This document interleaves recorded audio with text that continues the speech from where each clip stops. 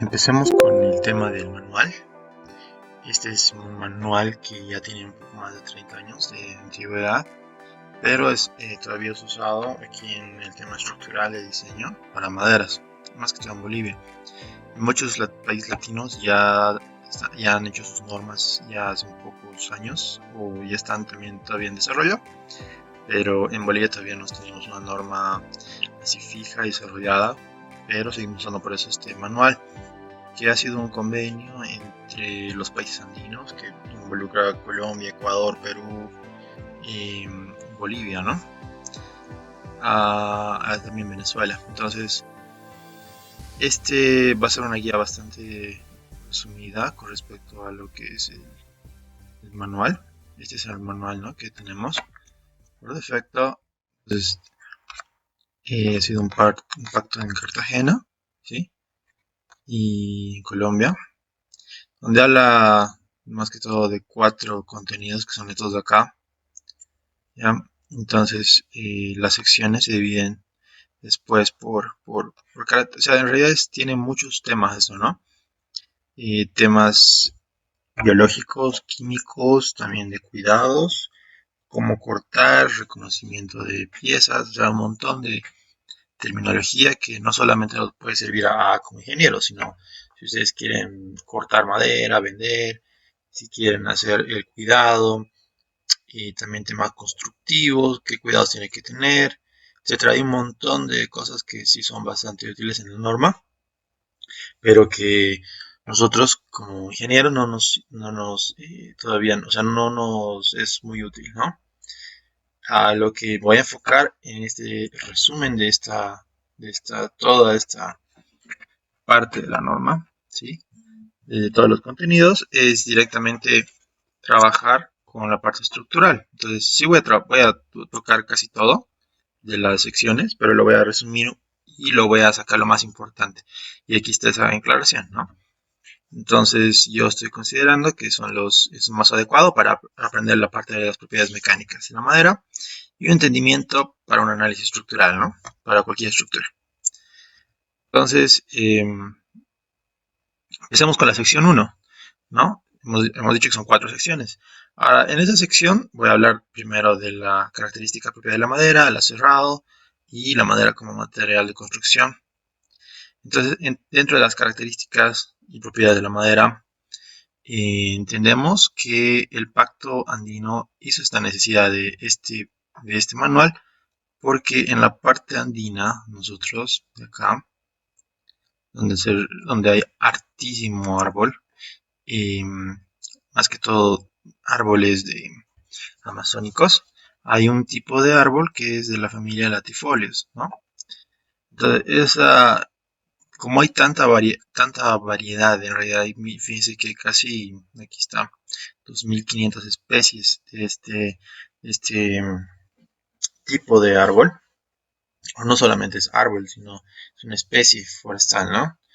De esos agarramos apenas unos 30 o 50 especies para la madera estructural, ya, pero a pesar de que está un poquito, es bastante, le digo, hay muchísimo de esas 50, 60 especies que nosotros aprovechamos para construir, ¿no? Y para que tengan un concepto del porcentaje de que tenemos de la Amazonía es del 47%, ¿no? Es por eso también que en Latinoamérica son los primeros exportadores en árboles, ¿no? En el mundo.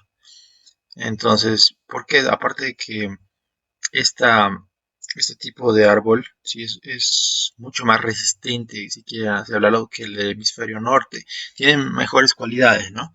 Y no solamente para tema estructural, sino también sirve para hacer sillas, muebles, que no se van a usar para columnas ni vigas, pero sí son muy finas y son muy caras, ¿no? En el exterior.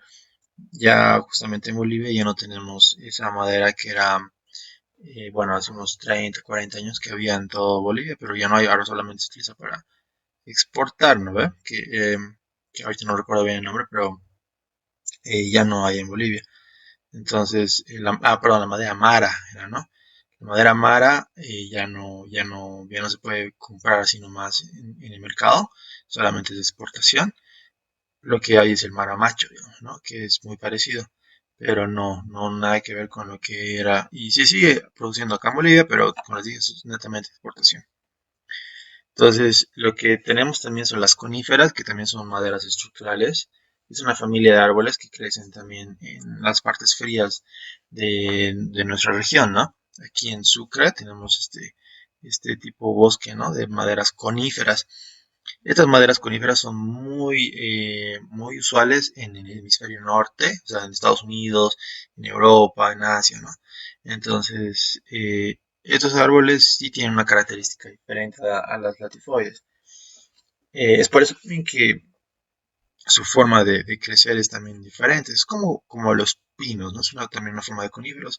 Son rectos y son cónicos. Eso quiere decir que son como que van así y se van creciendo poco a poquito, ¿no? Muy diferente a las maderas de bosques tropicales. Entonces, estas son las latifoliadas, donde vemos que tenemos bastante. Nosotros en el Beni, tenemos también Santa Cruz, en Cochabamba. Tenemos ese tipo de árboles que sí son latifoliadas, que se consideran, ¿no? Árboles amazónicos. Entonces tenemos un montón de este árbol que no solamente se utiliza como madera estructural, ¿no? Como les dije, sino como una madera vistosa, que es muy cara. Entonces, entre las diferencias, ya les dije que uno es el que a nosotros nos interesa, es el comportamiento mecánico. Entonces, la relación de resistencia y rigidez, ¿no?, que vamos a experimentar en estos maderas es diferente. Es por eso que nosotros no podemos adoptar la norma americana, como lo hemos hecho en el AI, bueno, la norma americana que es del hormigón, no es del ACI, que es del hormigón, y el AISC, que es del acero, ¿no? Entonces no podemos aplicarnos la norma americana de árboles porque ellos trabajan más con coníferos. Entonces, por esa necesidad también hemos hecho este tema de las maderas para nuestro medio. Entonces, ¿cuáles son las propiedades principales de esta maderita? Que, bueno, comparando, muestra mayor resistencia que las coníferas, el comportamiento dúctil es mayor, quiere decir que no es tan frágil, que es elástico, y obviamente que tenemos un montón de esta madera aquí en Latinoamérica, y especialmente en Bolivia. Entonces, para ya empezar a conocer las partes del tronco que nos sirven, etcétera, entramos a lo que es la parte principal del árbol, ¿no? Que es la médula, que es acá está en medio, que el duramen, que es la parte dura que se hace con la albura. La albura es como la parte más blanda de estos tres, ¿no? Es donde pasan los nutrientes, juntamente con el cambio. Entonces, es como las venas del árbol donde van a absorber la mayor cantidad de agua y también lo que es la savia, etcétera. Entonces, en la albura van a ver que hay alburas que son más débiles, otras más duras, depende del tipo de madera que vamos a usar.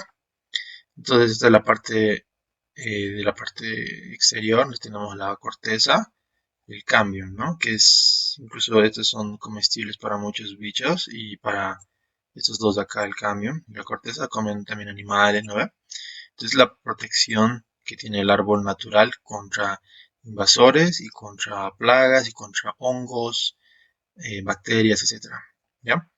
Entonces, la parte interior, como les dije, viene desde la médula, el duramen y el albura.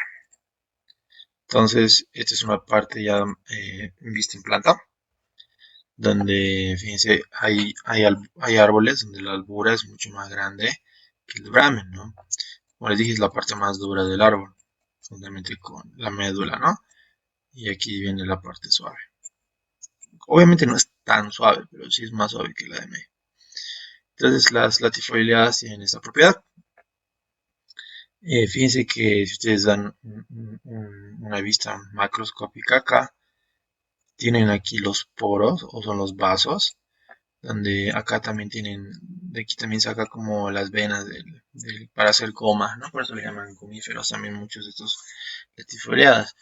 Por ser tropicales y llueve bastante tiempo, así que por eso tienen bastantes poros, no pueden albergar muchísima agua y también así no se contraen ni se retraen mucho, así que la acomodación macroscópica es mucho más ordenada y por ende tiene un mejor comportamiento elástico y también un comportamiento mecánico de este árbol, ¿no? Entonces, acá a diferencia de las coníferas, que su espaciamiento es mucho más grande, ¿no? Son macroscópicos, donde podemos ver que por el tema de que no llueve mucho, tal vez en la parte de las alturas, ¿no?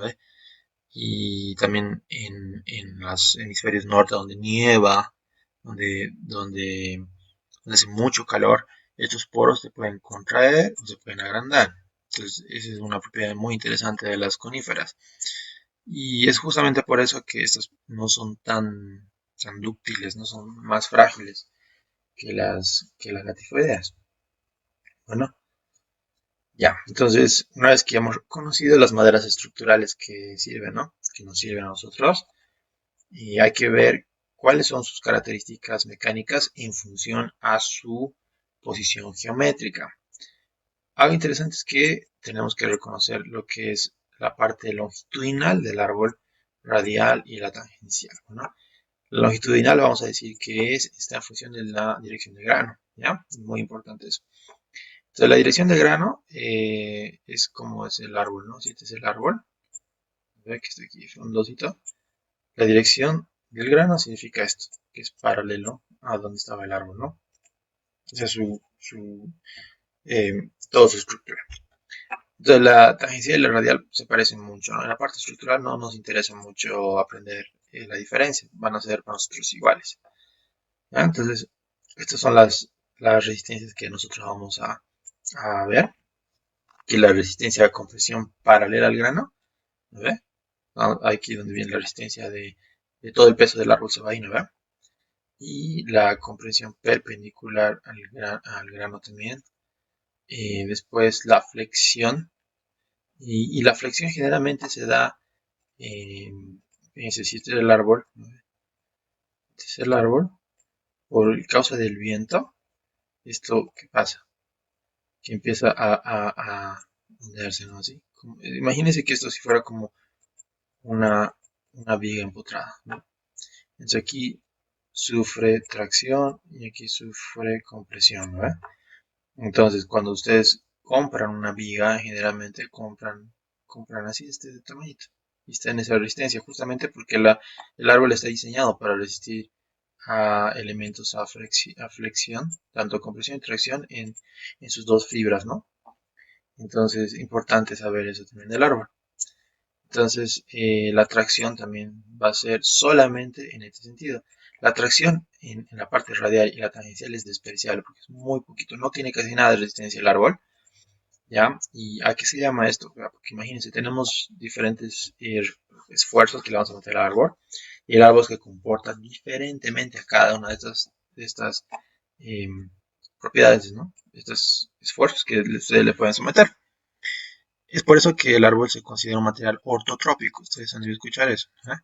Entonces, un material ortotrópico quiere decir que su modo de elasticidad, todo eso, ah, me equivoco, ortotrópico, eh, todas sus propiedades son diferentes en cada una de estas direcciones, ¿no? Entonces, la resistencia del árbol cambia en estas tres direcciones. Entonces, por eso le llaman un material ortotrópico. ¿Ya? Entonces, el corte paralelo quiere decir que va a venir acá, paralelo siempre a las fibras, ¿no? Ya hemos dicho la flexión, también hay corte por flexión, que va a haber acá un corte por flexión. Si ustedes hacen una carga en el sentido, va a haber flexión y también corte por tracción, o corte por flexión. Y obviamente la compresión y la tracción va a estar solamente en la parte longitudinal, ¿ya? Entonces, así se ve un árbol normal, ¿ya? O sea, la curva de formación en este tipo de árboles, en las maderas, la tracción es mucho mayor, ¿no? Esto es en general, pero no. En las maderas que nosotros vamos a agarrar, están por aquí más o menos, ¿no? O un poco más arriba, ¿ya? Y van a resistir tanto a compresión como a tracción, casi lo mismo, ¿ya? Pero esto es como una vista general de este tipo de maderas, ¿ya? Y de la compresión así perpendicular, digamos, que le hacen ustedes a la fibra perpendicular, ¿ya? Quiero decir, si ustedes comprimen estos dos en el sentido así, así, esto tiene muy poca resistencia, ¿ya? Fíjense, es casi más menos de la mitad, ¿ya? Entonces así se ve una viga, o sea, sometida a compresión, o perdón, a flexión. Acuérdense que aquí también vemos cómo se ve cortado el árbol, cómo lo agarran cerradería, perdón, la cerradera, que también pueden ir aquí por la Blanco Galindo, ¿no ve?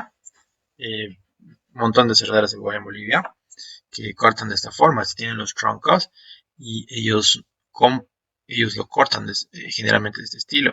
Estos de acá que lo ven cuadrado les va a servir para columnas, vigas, estos también de acá, esto para tablas, etcétera, ¿no? Entonces hay un montón de cortes que se puede hacer a la madera. Entonces la dirección de las fibras siempre va a ir en este sentido, ¿no? Estas son las direcciones de las fibras. Entonces corte paralelo a las fibras, perpendicular a las fibras, o sea, ese son tipo de corte por flexión acá. Y este corte paralelo a las fibras viene en ese estilo que también es muy poco resistente en ese estilo cuando viene el corte en ese sentido. Bueno, generalmente es directamente una carga puntual sobre el área. Si ustedes lo cortan solamente un pedazo o en dirección a las fibras, esto se corta rapidito, digamos, ¿no? O sea que no resiste mucho. Entonces, así se ve, así es como vamos a analizar si analizamos vigas por flexión. Los teóricos, la compresión, o sea, la compresión y la tracción son básicamente iguales, ¿no? Las deformaciones es casi lo mismo, pero si ustedes van al laboratorio van a tener este comportamiento donde la tracción, o sea, perdón, donde la compresión es donde falla primero y la tracción es donde está aguantando un poco más, pero por medio de las deformaciones se rompen casi al mismo esfuerzo, ¿ya? Eso es en laboratorio, como les decía, ¿no? Más que todo con nuestro tipo de árbol, ¿ya? Que son los tifoides. Entonces, entonces reconoceremos las direcciones, ¿no? Hemos dicho que tenemos una dirección que es paralela al eje, ¿ya? Al eje de las fibras, uno que puede ser tangencial y otro radial, ¿no? Entonces es importante. Entonces, en cada uno de estos ejes vamos a encontrar tres módulos, tanto de modo de elasticidad, Y y Z, ¿no? Cortantes también. También debería haber 6 módulos de Poisson, pero por el tema de homogeneidad que nos vamos a asumir, solamente va a haber 3. ¿Ya? Justamente con estos 3. ¿Ya? Entonces, cuando ustedes van a comprar una viga, es bien importante pues que sepan esto, reconocer bien qué tipo de viga están comprando. Si ustedes van a comprar un corte oblicuo, quiere decir que está por acá lo más cerca a las fibras que están como que oblicuas, ¿no? Como acá. Los cortes tangenciales lo mismo. Fíjense que los cortes tangenciales están como que paralelos al corte que ustedes han hecho. Los cortes radiales van como en el sentido, ¿no? Entonces, generalmente para vigas, lo mejor es tener este corte radial y el corte tangencial. También así como para columnas, ¿no? El corte oblicuo es un poco menos resistente a ambos, tanto para columnas y vigas. Cuando ustedes compren alguna sección, fíjense cómo es el corte, o sea, cómo va a ser, qué tipo de corte tiene y cuál es mejor, ¿no? Entonces aquí están las partes del tronco, entonces ahí ya pueden reconocer qué tan bueno va a ser su sección para lo que ustedes están queriendo usar, ¿no? Ya, entonces ahora vamos a ver cómo se ve esto en tema de construcción. Es importante esto porque eso también entra en su examen, no tanto porque les pregunte estas cosas, sino por el tema conceptual. ¿Ya? Entonces, cuando viene la máquina y corta así como les he mostrado arriba, viene pues acá las zonas no son perfectas, digamos, ¿no? Entonces tiene que haber una máquina lijadora. Al momento que ustedes están comprando un árbol, en realidad lo que hacen los aserraderos es venderles toda el área bruta. Quiere decir que toda esta área, si ustedes le dicen quiero una sección de 4 pulgadas, ¿no? por 4 pulgadas, justamente ellos agarran la sección bruta, ¿sí? Y calculan esta parte. Y eh, tienen que aumentar la pérdida más, ¿no? O sea, cuánto se ha perdido para alcanzar esta dimensión. Entonces lo que ustedes les van a vender no va a ser 4x4, sino va a ser 4x4 más 1 centímetro de pérdidas que va a tener, que ha tenido el árbol. Ahorita vamos a ver esas pérdidas, ¿no? Pero antes de eso, veamos cómo también mide. Aquí en Bolivia se mide bastante eh, con pulgadas, ¿no? Todavía. En otros países ya, en Perú, por ejemplo, también siguen usando con pulgadas. En Ecuador creo que ya no mucho. Y en otros países tampoco no mucho, pero sí en muchos otros lugares, incluso también en Ecuador, en Colombia, se siguen usando pies, ¿no? Pero de una forma fácil de calcular es esta forma, fíjense, es un pie, eso es lo que llaman un pie tablar. Quiere decir que es una tabla de un pie por 1 pulgada de ancho, o sea, perdón, de espesor, ¿no? Entonces, ¿cómo ven eso acá también? Fíjense, un metro cúbico, que tiene 100 por 100. Un pie tablar tiene esta medida acá pequeña, ¿no? Entonces, al momento que ustedes compren una viga, y el maestro o los que están vendiéndole, lo que van a hacer es este cálculo, ¿no? Van a multiplicar su B por su H por su longitud y lo van a dividir entre esto y van a tener su volumen en pies tablares. Es interesante cómo también de esta forma trabajan, o sea, igual para hacer este corte, ¿no ve? Ellos hacen los pies tablares de toda esta sección y calculan el precio de cuánto va a ser esta sección o este árbol, ¿no? Entonces es una forma de ver que te están cobrando más o menos, ¿no? Ya, entonces esto es a donde yo quería llegar. Entonces ustedes van a pedir una sección X o N o cualquier sección, ¿ya? Y estas secciones en realidad van a ser un poco más grandes, ¿ya? Ahorita lo vamos a ver. Pero para considerar el esfuerzo mecánico que va a ser aplicada a estas secciones, se van a reducir, ¿ya? Ahorita vamos a ver que este 4x4 se refiere a 2 pulgadas por 2 pulgadas, que equivale a 5x5, ¿no? ¿Ya? Entonces, ahorita vamos a explicar por qué. Ahora, el uso más frecuente, ahí lo pueden ver, puede ser para pies o arriostres, ¿ya? Viguetas, columnas, vigas, ¿no? Estas son las secciones más comerciales, digamos. Y muchas veces en las aserraderas van a ver que estas secciones ya las tienen cortaditas, ¿ya? Estas de acá. Entonces es más barato comprar este tipo de secciones para sus columnas y sus vigas, les cuento. Porque ya ellos ya lo tienen cortado, ya lo saben cortar. Digamos que ustedes piden una sección especial, ¿no? Digamos de 4.5 por 4.5. Entonces ellos sí te lo pueden dar, pero te va a costar más caro. Entonces, ¿qué te conviene? Siempre comprar secciones ya preferenciales, de tal forma que ellos ya sepan cuál es la sección y te lo venden más barato porque ya está cortado, ¿no? Entonces es algo útil para ustedes si quieren comprar madera. Entonces, es una de las razones por la que hay esa pérdida, y esa pérdida no se considera en vista, sino se considera más cuando ustedes calculan el área transversal, cuando calculan la resistencia, etcétera, ¿no? Que necesitan la geometría. Entonces, en un corte normal, que después de que cortar con la cerradera, viene el tema del cepillado, ¿no? Entonces, el cepillado y tanto por la contracción del secado se va perdiendo un poco, ¿ya? Pero aparte de eso, hay como fibras que aquí se van rompiendo, ¿no? Por el tema del corte y también por el tema del cepillado.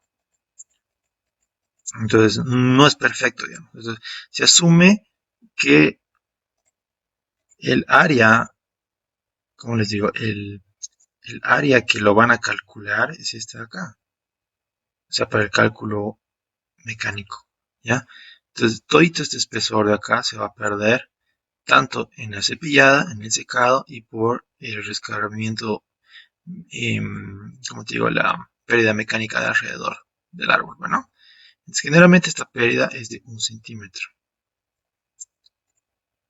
Entonces aquí vemos en las dimensiones reales. Entonces vamos a considerar esas pérdidas como para diseño. ¿Ya? Eso no se olviden. Entonces aquí ya vemos ahora las secciones equivalentes. ¿No ve? O sea, cuando ustedes en su plano van a ver, no sé, pues una viga de 2 pulgadas por 4, digamos, ¿no? 4 pulgadas. Entonces, ¿qué quiere decir esos 2 por 4 pulgadas? Tienen que asumir en su cálculo el área que van a calcular para la tracción compresión va a ser 4 por 9 centímetros, que en realidad este 2 por 4 equivale a 5, esto vale 10. ¿Se dan cuenta? Fíjense que se ha perdido 1 centímetro por lado en la dimensión real, digamos, ¿no? Y es lo mismo para todo, digamos. 4 por 8, fíjense, 4 por 8 debería ser, a ver, lo vamos a borrar acá.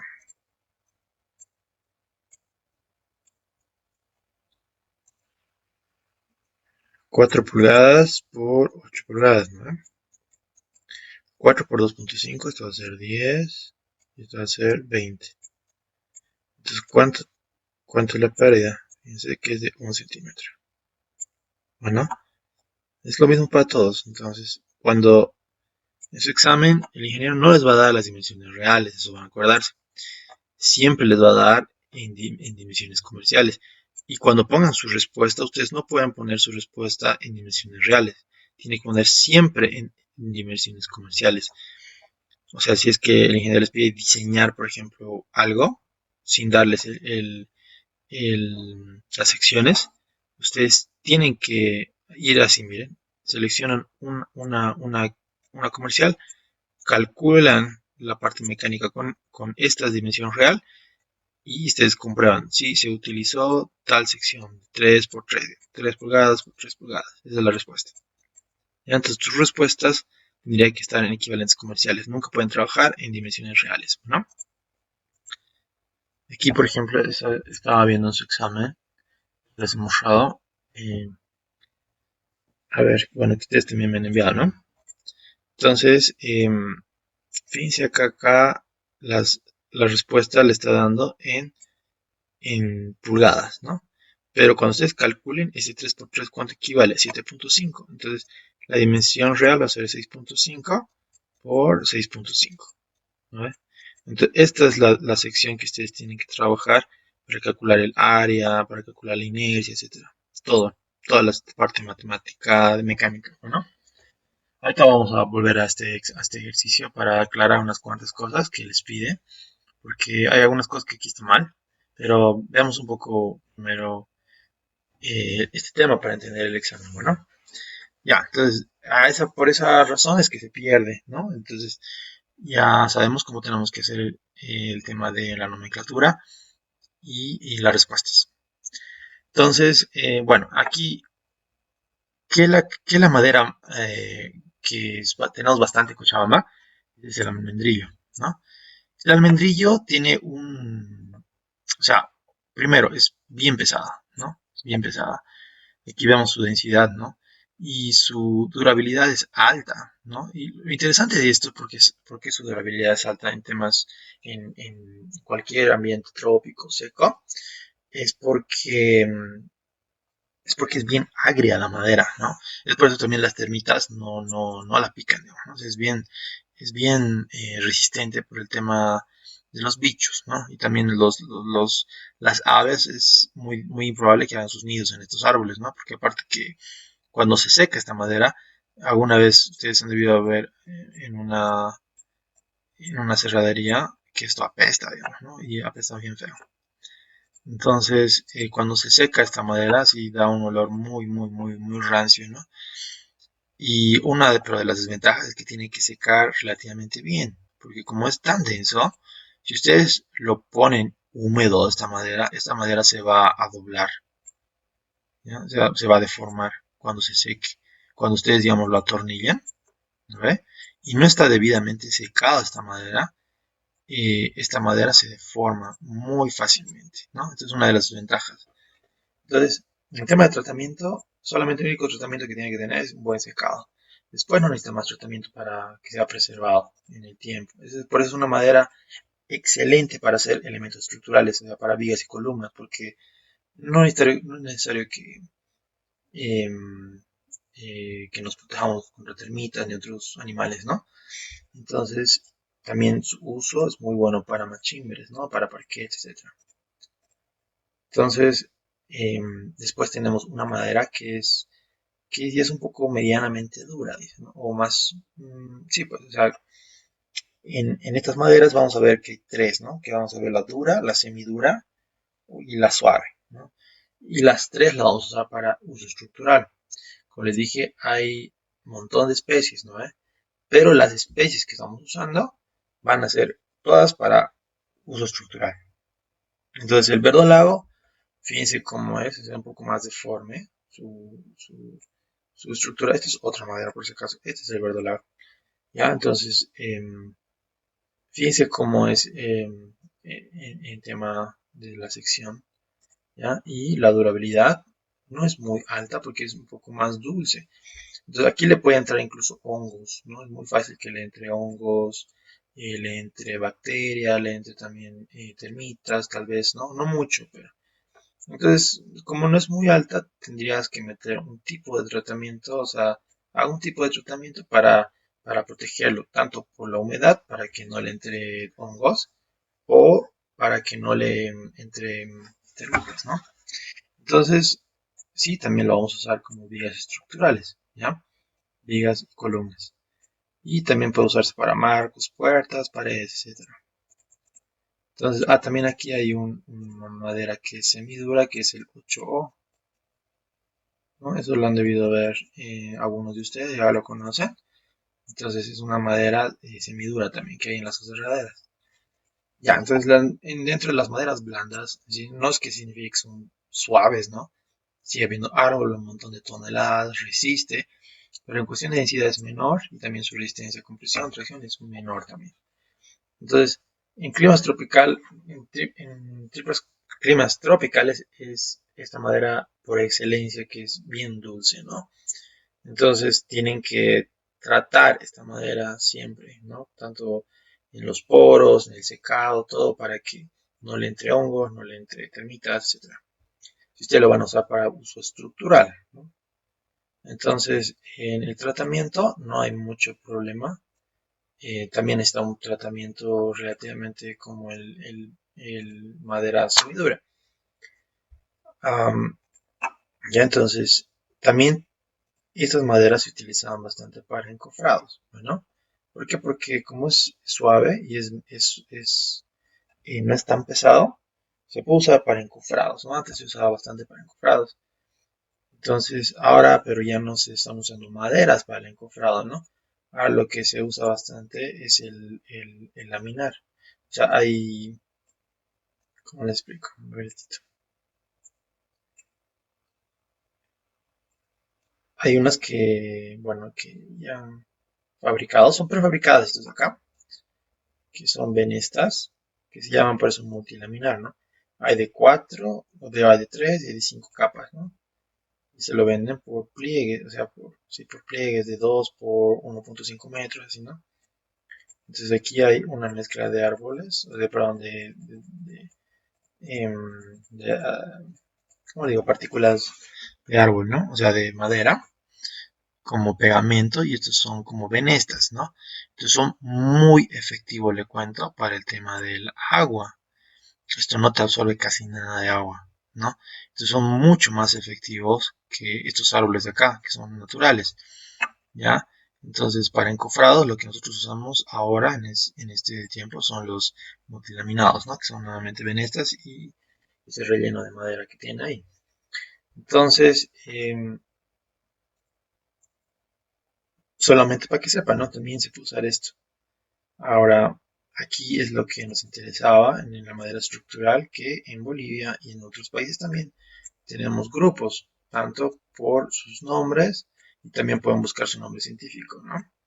Eso está en la norma, por si acaso también, en la norma que les acabo de mencionar. Entonces, en el grupo A tenemos el almendrillo que les he hablado, el verdolago y el palo amarillo, ¿no? Entonces, hay también estos de acá en Bolivia, pero este grupado está más en el oriente, ¿no? Estos de acá, no estoy seguro, pero están en La Paz, he escuchado por ahí. Ya también hay otros acá que no están, como les dije, es una norma antigua. Y entonces ya otras maderas se han empezado a usar como madera estructural. Como en uno de esos está el 8O, como les dije, ¿no? Entonces aquí hay un pequeño error que me olvidé corregir. Esto estaba mal. Todos los valores estos de acá son acá arriba, ¿no? 0.8 a 1.12 para madera alta. El otro es 0.72 a 0.88 para madera media. Y 0.40 a 0.72 para grupo menor, ¿ya? Entonces, en función a la densidad está también la resistencia, por si acaso, ¿no? Mientras más denso es, mejor, o sea, más resistente es con respecto a su dureza, ¿ya? Entonces, una forma de verla también de esa forma. Entonces, vamos a la sección 2, donde dice la construcción de la madera. En este capítulo solo vemos la plantación de edificios y los detalles constructivos que son muy importantes para reconocer a una estructura, ¿no? En nuestro caso, bueno, hay muchos más en la norma, pueden verlo en ¿dónde está? En el tema 4 tenemos cimientos, muros, techos, etc. Hay un montón de cosas, pero a nosotros en la materia vemos más que todo techos, ¿no? Techos estructurales. Entonces, en estos techos quiero que reconozcan el tipo de armados que existen, ¿no? Entonces, en este de acá hay los entramados, que básicamente son casi hiperestáticos, que son aquí unidos por una riostra, ¿ya? Entre las vigas, ¿no? Y lo mismo acá para los tímpanos o viguetas, que son como, esto puede ser de ladrillo o de hormigón, y le ponen las viguetas directamente, ¿no? Y este que es, para mí es el más efectivo con el tema de cargas y el más estable, porque se puede calcular de mejor forma las cargas también y todo, ¿no? Y bueno, entonces este es el tipo Serchas Fink que le llaman, ¿no? En Serchas van a ver que en internet van a encontrar un montón de tipos de Serchas y cada Sercha tiene su propio nombre. Ya, entonces podemos ver acá que tiene esta forma, ¿no? Como pueden ver acá. Entonces acá ya vienen las correas, etcétera, ¿no? Las correas pueden tocar ¿cómo le digo? El elemento, no necesariamente el nodo. Pero generalmente para ¿cómo se llama? Naves industriales se tiene que poner en el nodo. Bueno, por eso como son casas, son pequeñas, no hay mucho problema si lo pones en el elemento. Pero para un cálculo y para que la estructura reaccione de una manera así estática, solamente los nodos, las cargas van a estar dirigidas en las correas, ¿no? Es importante entender esa parte. Ahora, en los techos también tenemos esta parte de acá que es como un pórtico y con correas, ¿no? Esto es hiperestático, ¿ya? No es tanto estático como en el otro. También hay viguetas que van así y vigas con entablados, ¿no? Hay más en realidad, pero es solamente una pequeña muestra. Algo importante también que quiero que sepan es que hay que reconocer de la armadura que hemos visto del Fink y en cerchas las partes de una cercha, ¿no? Aquí cuando me refiero a cuerdas, me refiero a todo esto. Cuerda superior, cuerda inferior, ¿no? Entonces no van a confundir las terminologías. En el examen generalmente les dice qué cuerda, o sea, quiere diseñar el elemento de la cuerda, superior o inferior, ¿no? Entonces, o las barras, que estas son barras, pueden servir también de arriostres o rigidizadores, ¿no? Los rigidizadores generalmente vienen después de las correas, vean así, ¿no ven? Aquí está, digamos, el otro estructura. Entonces, los rigidizadores, aquí me equivoco. Uy, no quería hacer eso. A ver, ya. Ya, entonces, no, eso también no me gusta. Y entonces los rigidizadores vienen de este estilo, ¿no? Así y así también. Estos son más que todo para momentos, para tu estructura. Y entonces, reconozcamos eso, ¿no? Cuerda superior lo de arriba, cuerda inferior lo de abajo. Eso porque les dije que era importante, porque en su examen, fíjense, despide escuadrillas de la cuerda superior y la cuerda inferior. Aquí está mal, digamos, porque aquí han pensado que la parte de arriostre o la barra es lo que le llaman cuerda, ¿no? Y no, tendría que haber calculado esta cuerda acá, o sea, la más crítica, porque vas a tener dos esfuerzos internos acá, y aquí vas a tener solamente uno, ¿verdad? Entonces, allá los esfuerzos internos, ves cuál es el más crítico, y en función de ese esfuerzo empiezas a hallar y diseñas a lo que sería la escuadrilla. Entonces, este ejercicio estaba mal. ¿Ya? Entonces, por eso es importante que reconozcan, el INGE nunca les va a dar hálleme el esfuerzo de B a C, digamos, o de C a D, no, o sea, les va a pedir en función al nombre estructural que tiene, ¿no? Entonces, por eso es importante reconocer esto, bueno, ya, entonces, aquí podemos ver la viga en 3D, ¿ya? Donde vemos las correas, ¿ya? Ahora, estas correas, ahí van a ir las cargas, como les dije, ¿no? Siempre. Y fíjense que aquí hay unas arriostras que van a ir en un sentido. Estas arriostras se pueden poner de muchas formas, ¿no? Pueden ir también así. En naves industriales esto es muy casual. ¿Ya? ¿Eso para qué? Para que tenga más rigidez a la torsión. Bueno,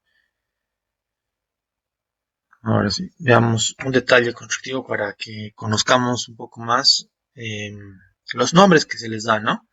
Entonces la cumbrera, esto es una parte importante, muy importante de un techo, que es la viga cumbrera, que es la parte que une, ¿no? Todas las viguetas que están arriba, ¿no? Es la parte más elevada del techo.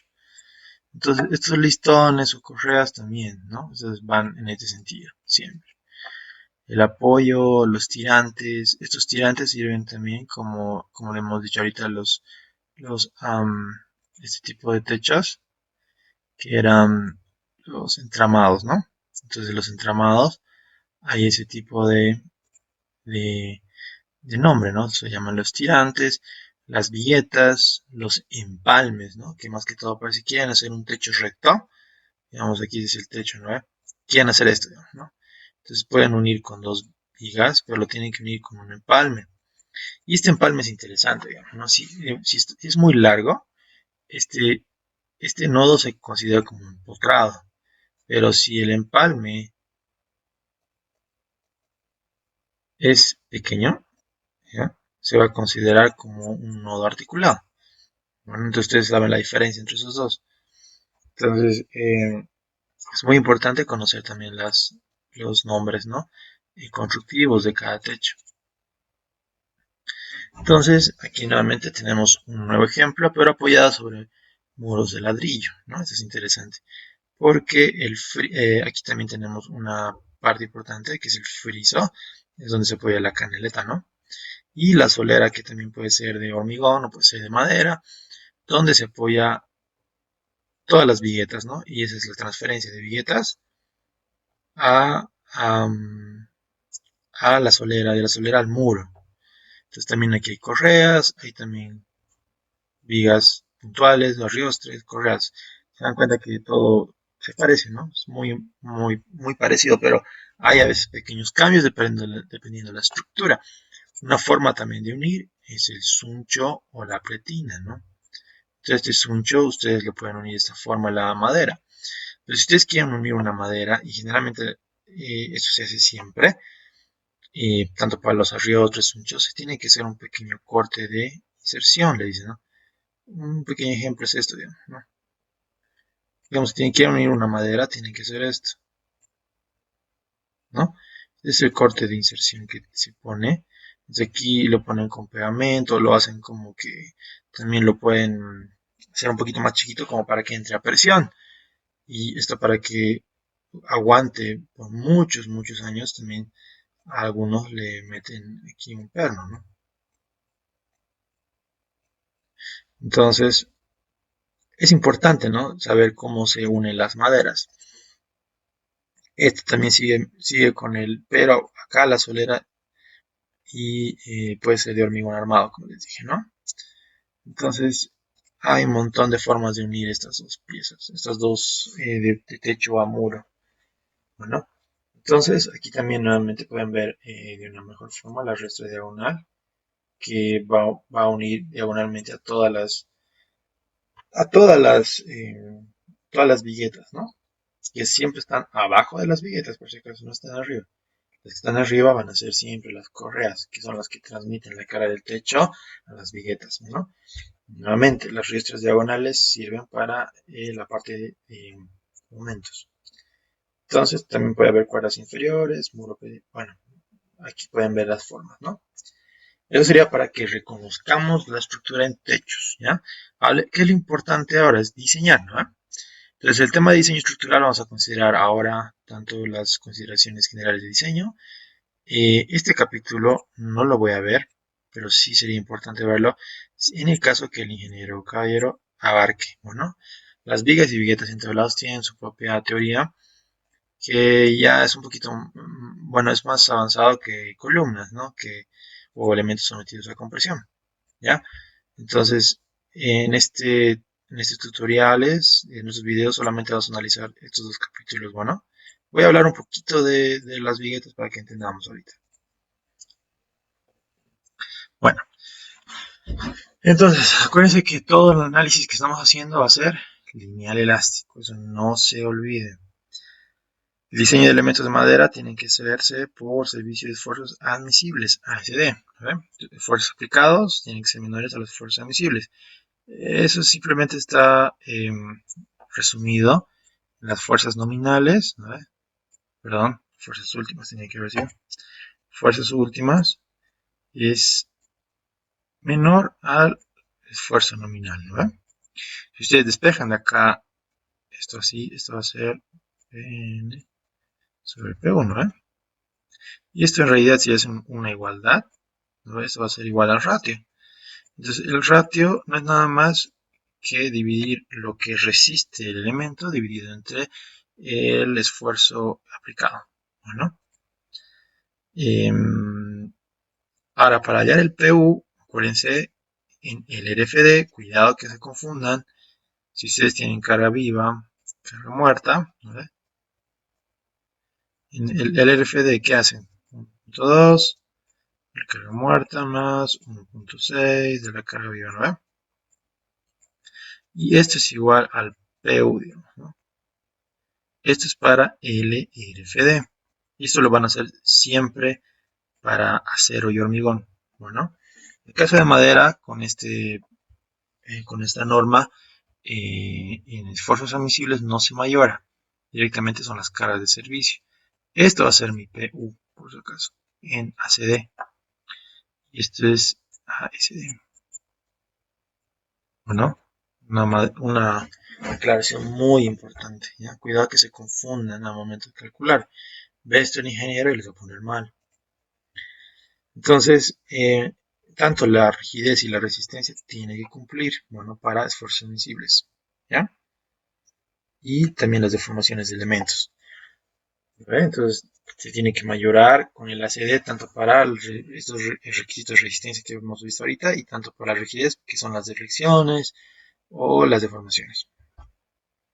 En el tema de vigas es interesante porque en vigas hay como dos deformaciones que son muy notorias, a diferencia del hormigón. En el hormigón se consideran las pérdidas por relajamiento, se consideran pérdidas por contracción del hormigón, etcétera, pero no son tan notorias como estos dos de acá en maderas. El inmediato es por el peso, ¿no? Y el diferido es por la relajación de la madera. Se tiene que calcular a ambos para calcular la deformación admisible. Entonces, nosotros lo que hacemos es controlar la resistencia por este método. Fíjense, si ustedes igualan, es lo que hacemos en hormigón y en acero. Si ustedes igualan el PU igual al P admisible, ustedes tienen que asegurarse que este PU tiene que ser menor al admisible, ¿no? Y eso es una comprobación, sí o sí que tenemos que hacer. Y eso se ve siempre también en columnas, en vías, etc. Pero para ustedes tener una buena aproximación a esto, pueden utilizar también esto, ¿no? Que son límites controlados por rigidez o por limitaciones de deformaciones. Esto es más crítico en vigas, ¿no? En vigas esto es Esto es lo que siempre, eh, el principal, como digo, acercamiento de análisis, ¿no? No tanto en columnas. En columnas está muy bien, ¿no? Ustedes igualan y comprueban que esto está bien. Pero en vigas, lo más importante es la deformación, ¿no? O la deflexión. Ustedes pueden apoyarse en una viga, se puede deformar y se pueden sentir ustedes inseguros, ¿no? No hay problema. O sea, bueno, sí hay problema con el tema estético. Ustedes entran en un cuarto que tiembla o que tiene mucha deformación, a ustedes les va a dar miedo y no van a querer entrar ahí, ¿no? No quiere decir que se va a caer ese edificio o esa estructura, pero sí tiene un tema muy seguro con respecto a las deformaciones. Entonces se trabaja mucho con vías con deformaciones admisibles, ¿no? Pero lo que se hace es ir al revés, ¿no? Entonces tenemos que ir con deformaciones, igualar las admisibles y ver si las fuerzas equivalen está bien. O sea, si están bien, ¿no? Si está dentro de lo estipulado, que la admisible tiene que ser mayor al P último. Ya, entonces, una de estas formas también de hormigón les he enseñado que por el predimensionamiento, ¿no? Tenemos H sobre 16 para el ACI, para empotrado, o también H sobre 12. ¿Vale? Entonces, lo que hemos hecho es un hormigón era para límites, para un predimensionamiento para control de deflexiones. Aquí no hay una fórmula parecida a eso. Bueno, entonces lo que tenemos que hacer es predimensionar ya con una sección, ¿ya? Y hallar así la sección ideal. Bueno, pero como les dije, si es que abarca el ingeniero el tema de vigas, yo lo hago con gusto. Entonces, el tema de cargas, vamos a analizar lo de siempre, ¿no? Peso propio, sobrecargas, carga viva, sobrecargas de viento, etc. En las fuerzas admisibles, aquí igual, por grupos, ¿ya? Vamos a ver para nosotros qué es lo que vamos a usar. Esto es desde acá, ¿no? Compresión, siempre va a ser paralela a la fibra, ¿no? Cuando dicen paralela, quiere decir paralela a este rojo de acá, paralela a la fibra. Tracción y compresión a este sentido. La flexión, obviamente, se va a ir así, ¿no? Digamos que este sería el elemento en ese mismo eje. Entonces, la flexión va a ir así, más o menos. Entonces, la carga va a estar en el eje verde, ¿no? Esto va a producir corte por flexión también. Entonces, por flexión, corte por flexión, aquí tenemos las resistencias, ¿no? Que son bastante grandes, ¿no? Y también la compresión perpendicular. Obviamente esto es para cargas distribuidas, ¿no? Pero en el caso que tengan una carga directa, así por ejemplo, una carga directa, por un elemento corto, aunque no, esto está bien, sigue siendo lo mismo. Digamos que es así el árbol, ¿no? Ustedes tienen un corte en el sentido que es perpendicular. El corte aquí por las fibras que van a estar en el sentido, es muy fácil que se rompa, ¿no? Esto y se parta. Sí. Entonces es por eso que la resistencia a compresión perpendicular es muy pequeñita, pero esta tiene que cumplir una condición. Primero que el área tiene que ser chiquita comparado a esto de acá. O sea, la presión tiene que ser muy pequeña, ¿no? Eso también se puede ver en tema de flexión y tanto de compresión. O sea, es un poco más adelante, esto se ve, ¿no? Y eso no es muy particular nosotros. Corta en paralelo, lo mismo, ¿no? Eso también lo podemos ver en vigas y también en columnas, pero no lo vamos a ver nosotros en este curso. Nosotros nos vamos a enfocar en estos dos de acá, ¿ya? Para cerchas y para columnas, más que todo. Entonces, para calcular las tracciones, compresiones, necesitamos este de acá, en realidad. El E promedio está bien, fíjense lo que dice del E promedio. Entonces, vamos al tema 7.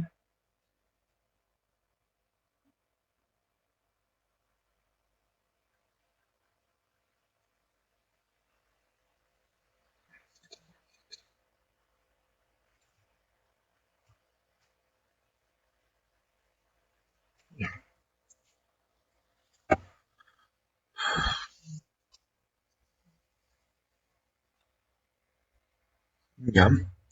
Entonces, para aquí igual les especifica este modo de elasticidad para que cuando lo van a usar. Entonces, en nuestro caso vamos a usar el E mínimo primero, ¿ya? Para hacer nuestros cálculos de tracción y compresión. Este de acá se utiliza para algunos casos para flexión, ¿no? Entonces, esos casos no lo vamos a ver nosotros. Netamente vamos a trabajar con este E mínimo. Así que aquí vea la explicación, pero de esa más adelante. A ver, ya, volviendo a esto. Nuevamente tenemos las secciones comerciales y las equivalentes, ¿no? Entonces es importante recordar eso siempre. Y terminando ya lo que vamos a ver de las columnas intramados es con respecto a lo que hemos aprendido en resistencia y materiales, ¿no? Que esto se analiza por flexo-compresión, que ustedes cuando ponen una carga P acá, produce una deformación lateral, ¿no? Y esa deformación lateral se puede traducir a un momento, ¿no?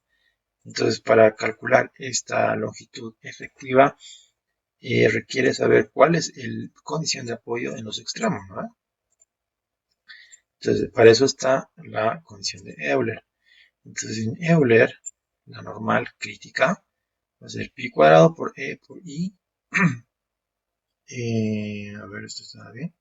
Sí, sobre la longitud efectiva, ¿no? Sobre la longitud efectiva tendría que haber sido la longitud teórica por el coeficiente de empotramiento. Para fijo es 1, ¿no? Eso lo vamos a ver en la siguiente clase con más calma. Entonces, esta longitud de acá es la longitud que a mí me interesa, que va a ser la longitud efectiva. ¿Bueno? Entonces, ya con eso vamos a ver todo lo que sería comportamiento de las columnas, ¿no? Pero para eso también necesitamos entender que las columnas también pueden ser arrastradas en un sentido y en el otro no, ¿no? ¿Qué pasa si yo lo arrastro en este sentido? Digamos que tengo aquí un montón de un marco, y acá tengo el arrastre, ¿no? En este sentido. Entonces fíjense que esta longitud efectiva va a ser muy pequeñita, ¿no? Pero en el otro sentido, fíjense que no está arrastrado, entonces la longitud va a ser esta de acá.